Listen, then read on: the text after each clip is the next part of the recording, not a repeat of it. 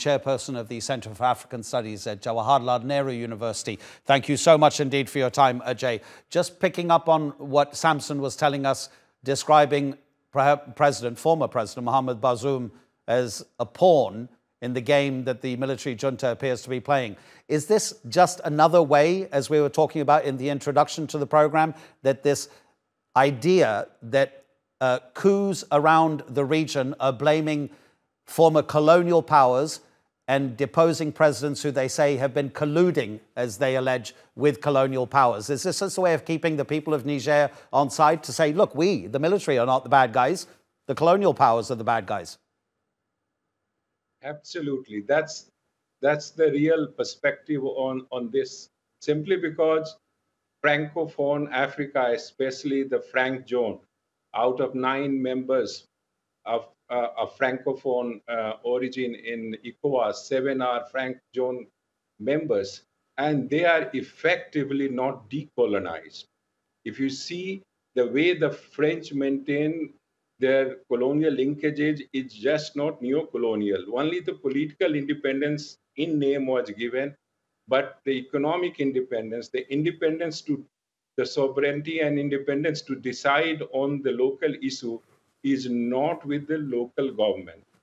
And that is what is coming time and again. And that is why even the coup is not seen as a military coup in other places. It is seen as a regime change, which is a pro-people regime, because the French in the past had this tendency, including in Burkina Faso and many other countries, not to allow leadership which can question and limit the authority and the intervention and interest of France and the West. So when this new regime has come to the power, it is negotiating simply because it has people's support, which you can see as was visible on your channel. It's also because other countries around Niger have also expressed support, and therefore it's a new way of decolonizing the Franc zone in Africa. Aren't we going to get a new form of colonization, though, whether it be China with its massive investments and its Belt and Road Initiative, or whether it be Russia sending Wagner mercenary troops to different parts of the African continent? Antony Blinken, the US Secretary of State, a few days ago, he said Niger doesn't know the trouble it's going to get in if it asks Wagner to come into its country. Yes, I think they are already in deep trouble.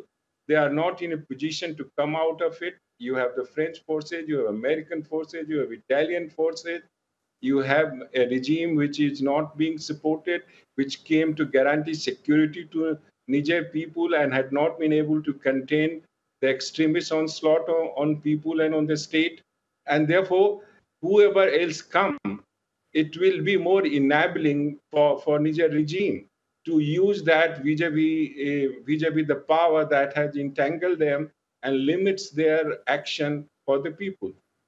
The United Nations also warned about a shortage of all basic necessities once the regional and international sanctions start to bite. Niger's military says that's already happening. Is there a possibility that if the people start to suffer under the junta, they'll decide, actually, maybe we made a mistake supporting you? In other words, will popular sentiment make any difference to the military? I think it all depends.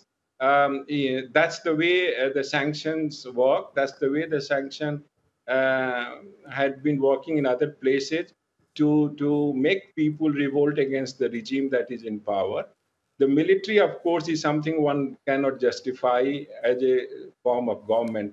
But we must look at this not as a military per se, but look at this as a change of the regime through military forces, which has legitimate and popular support, because the kind of foreign interest that persists and that exploits the people, that impoverish the people, is being rejected. And once they know that they are being further subjected to this kind of sanctions and they are further being strangulated, they would like the other powers to get in and support them rather than to go back to the same situation which has impoverished them and which has brought them to this situation.